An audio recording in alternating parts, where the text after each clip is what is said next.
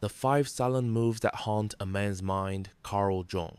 Have you ever wondered why certain women remain imprinted in a man's psyche long after she has gone silent? Not because she shouted the loudest, not because she chased or begged, but because she moved with a quiet precision that stirred something deep inside him, something he could not name, yet could never escape. Her silence was not absence. It was presence magnified. And in that stillness, she became unforgettable. Carl Jung wrote of the shadow, the unlit corners of the human mind where our most repressed desires and fears live. For a man, it is often the woman who knows how to move through these shadows without noise who unsettles him most. He may have known countless women, but the one who walked away without a trace, without theatrics, without explanation, she lingers in his unconscious like a haunting dream. Because her silence forces him to meet himself, and most men are unprepared for that confrontation. A woman's first silent move is not withdrawal, it is perception. She sees without reacting. She studies without accusation. The feminine psyche, in its highest form, does not rush to demand or control. It simply observes. And when a man feels that kind of deep seeing, his ego trembles, because in her gaze, he senses both his light and his shadow exposed. She does not weaponize it, yet it disarms him more than any argument could. Jung would say she has touched the archetype of the anima within him, the part of his soul that longs for the eternal feminine, and once touched, it can never be untouched.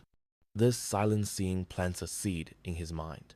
Long after she is gone, he will replay moments in which she said nothing, but her eyes told him everything. Those memories will not be warm. They will be sharp, edged with the awareness that she knew him better than he knew himself. He may bury them beneath new conquests or louder distractions. But when the noise dies down, her image returns because she never competed for his attention. She commanded it without asking. The second silent move is retreat. Not in anger, not in punishment, simply the quiet recentering of her energy back into herself. To a man who has grown accustomed to being the center of a woman's orbit, this is a shock to the system. He may at first interpret it as indifference, but soon realizes it is something far more dangerous to his pride. Liberation. She has not left to find another. She has left to find herself. In Stoic philosophy, the most feared adversary is the one who needs nothing from you. A woman who retreats without explanation taps into this same truth. He will search for reasons, replay conversations, and attempt to decode the shift, but her silence offers no clues. And this lack of closure creates the most potent form of psychological presence, absence that refuses to resolve. Her retreat forces him to feel the emptiness he thought he was immune to. It is here that Jung's concept of projection begins to unravel. The traits he admired, or perhaps resented in her, were never entirely hers. They were parts of himself he had not integrated.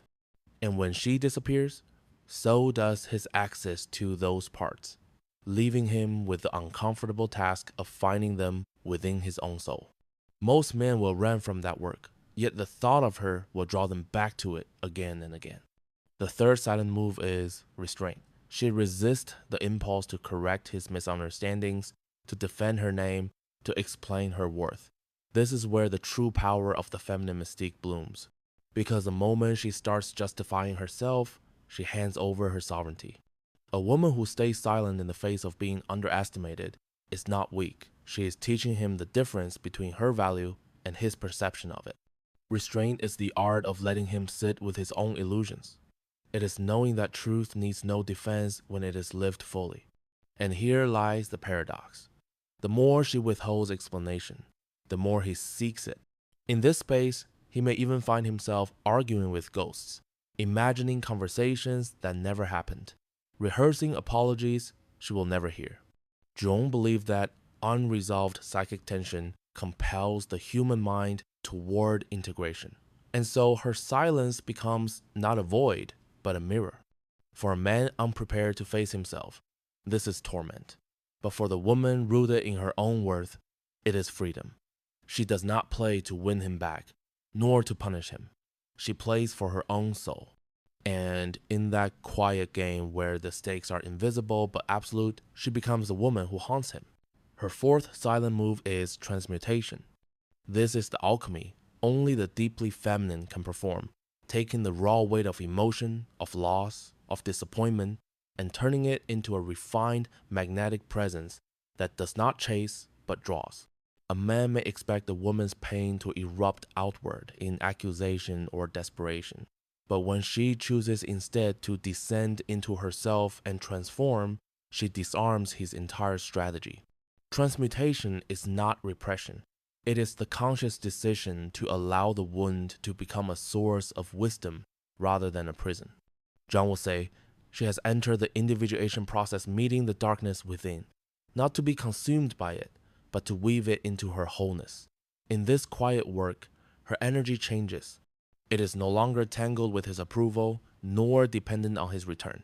It becomes a current that moves beneath the surface, strong, untraceable, and irresistible. When a man encounters her after she has transmuted, he may not even recognize the shift at first. She is not colder. She is deeper. There is an unshakable calm in her now, the kind that cannot be faked because it is born from fire survived. She does not need to announce it, her presence announces itself. And because she no longer demands anything from him, he feels, paradoxically, the pull to give more than he ever offered before. This is the silent paradox of attraction. The less she needs, the more he wants to be needed.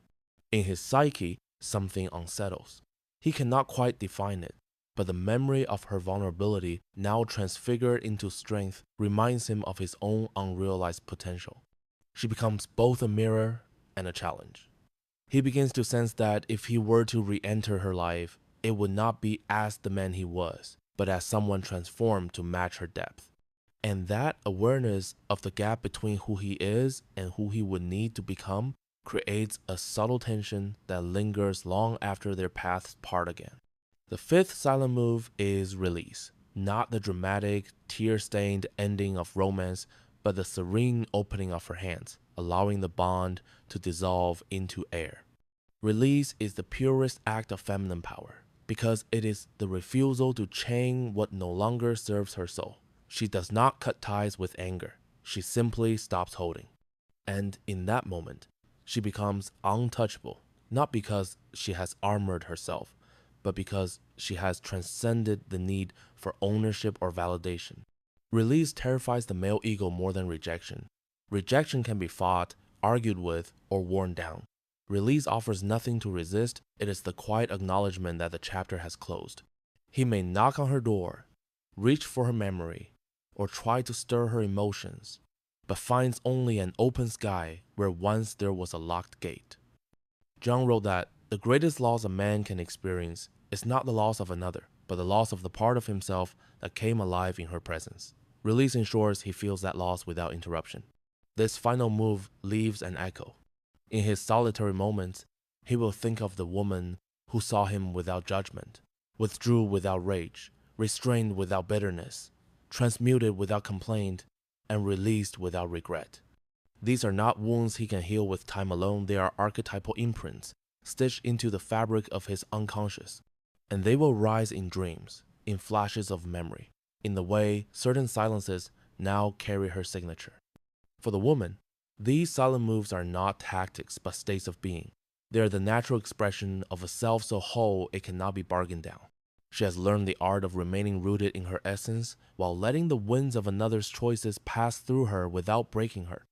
And because she walks this way light in step, heavy in presence, she becomes both the lesson and the longing.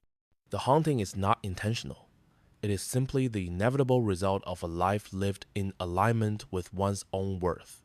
And while he may never fully understand why she lingers in his mind, she knows the answer without needing to speak it. The silence was never emptiness. It was the deepest kind of truth. What he does not realize at first is that these silent moves begin to work on him long after the final word was spoken, if there was a final word at all.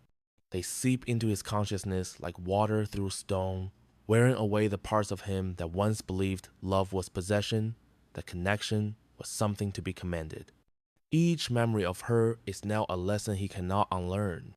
In Jungian terms, she has awakened his confrontation with the anima, the inner feminine aspect of his psyche that holds not only his romantic ideals, but also the emotional intelligence he has avoided cultivating.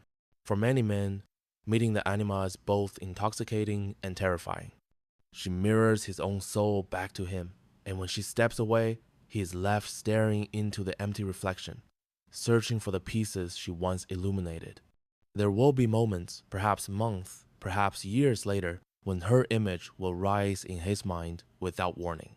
He may see her face in the curve of a stranger's smile, hear her voice in the low murmur of a cafe, feel her energy in the way someone brushes past him. These flashes are not mere nostalgia. They are reminders of a psychological initiation he failed to complete.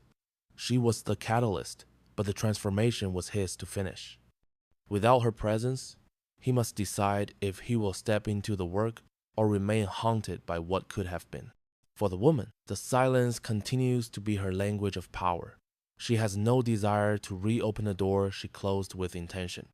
And yet, she understands the way her absence functions in his story, not as punishment, but as a mirror he must learn to face. Her refusal to return becomes his invitation to grow, though whether he accepts it is not her concern. Still, the haunting lingers, because there are truths in their connection that words could never carry. He remembers the way she could sit in a room without speaking, and yet command the entire atmosphere. The way she could withdraw her energy so completely that he felt the air thin around him. The way she could choose to leave his words unanswered, forcing him to hear the echo of his own voice in the emptiness.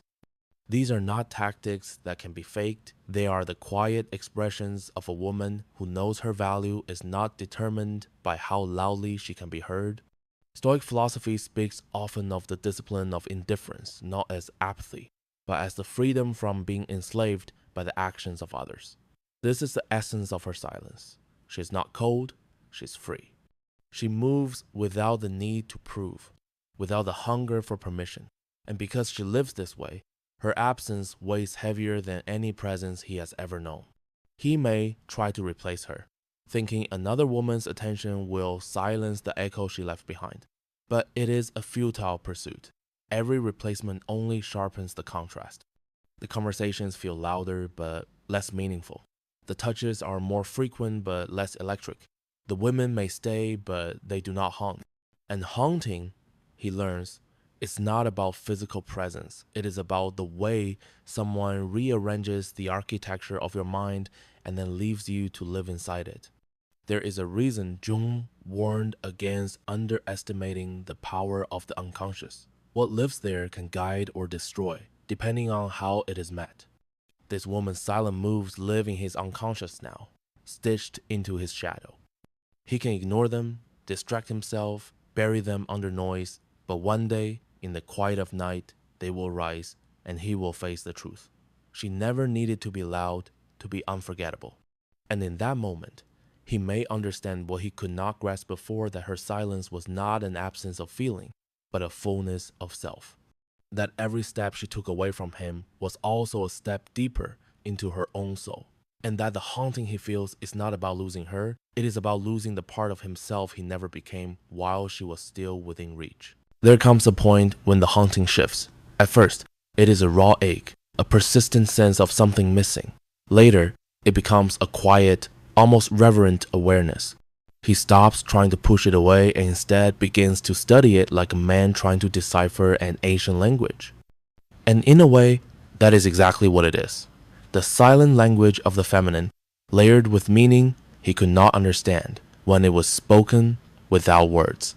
He remembers her stillness more than her speech, the way she could simply be, without bending herself to fill his spaces.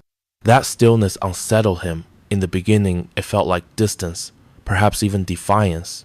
But now, he begins to recognize it for what it truly was: sovereignty.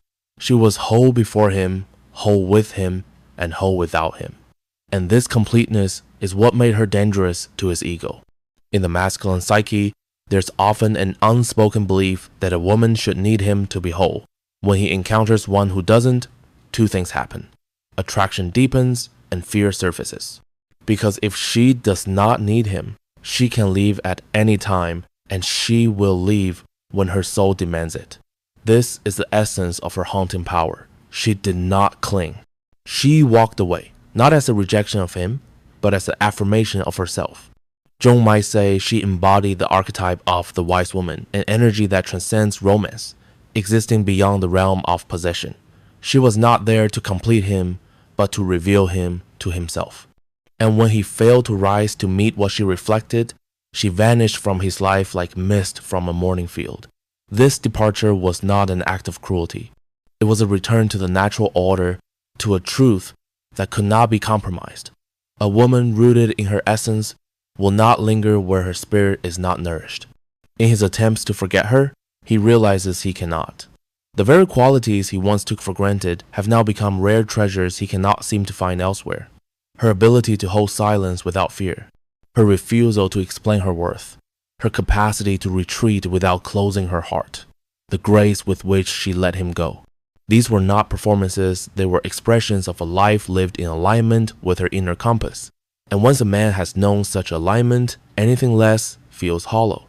There are nights when the weight of his own shadow presses in, and he understands, perhaps for the first time, what she must have felt. The emotional labor of carrying someone who is unwilling to face himself.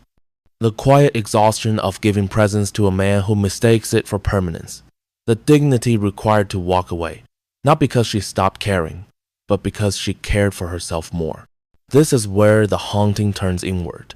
He begins to see her not only as a woman he lost, but as the embodiment of the part of himself he has yet to claim. She is no longer just a memory, she is a mirror he cannot escape. And in this way, she becomes both his deepest regret and his greatest teacher. For her, the haunting is different. It is not a wound, but a reminder, proof of the strength that comes from refusing to compromise her soul. She has learned that love without self-respect is just a slow erosion. She has learned that silence, when wielded with intention, can speak more than any declaration. She has learned that walking away with grace leaves a mark no plea can erase. The beauty of her silence is that it does not close doors, it simply lets the wrong ones stay shut. She knows the man who is meant to walk beside her will not fear her stillness, but will match it with his own grounded presence. And until that day comes, she remains untouchable, not because she is guarded, but because she is free. In the quiet years that follow, the truth becomes undeniable. Her silence was not the absence of love, but the purest expression of it. Love for herself, love for the sanctity of her energy, love for the life she was determined to live without compromise. She did not starve for his attention because she was already full. She did not battle for his recognition because she had already crowned herself. This is why she could let him go without ceremony, because her worth was never on trial. For him, the haunting has now settled into a permanent chamber of the psyche. It is no longer sharp and sudden. It is a slow burning ember, a constant background hum that shapes the way he sees every woman after her. Some will be kinder, others more compliant, but none will carry that unshakable stillness that once made him feel both safe and exposed. He will not admit it aloud, but deep down he knows the woman who walks in such sovereignty cannot be replaced. In Jung's language, she has become part of his inner mythology. She is no longer just a person, she is a symbol, the anima he failed to integrate, the lesson he avoided until it was too late, the doorway to his own wholeness that closed when he hesitated to walk through it. And because symbols live in the unconscious, she will remain there, surfacing in dreams, in half-formed thoughts, in the quiet moments when the noise of the world fades and the soul speaks. She, however, has long since transcended the story. Her silent moves were never about him, they were about her own evolution. Seeing without reacting taught her discernment. Retreating taught her self-preservation. Restraint taught her the strength of unspoken truth. Transmutation taught her to turn pain into power. Release taught her that love is not ownership, but freedom. Together, these moves shaped her into a woman who no longer seeks permission to be complete. And when a woman reaches that point, she stops existing as an option and becomes a force. A man may cross her path and recognize the depth in her eyes, the calm in her presence, the certainty in her boundaries, but he will also feel the unspoken truth. She cannot be kept in a cage, even one gilded with affection. She chooses. She always chooses. This is the secret he comes to understand. Far too late that silence was never her weapon. It was her sanctuary. Every quiet move she made was a step toward herself, away from the noise, away from the distortion, away from anything that would dim her light. And because she moved with that kind of purity, she left a mark not on his pride, but on his soul. The haunting, then, is not a curse. It is a compass. For him, it points toward the man he might still become if he has the courage to follow it.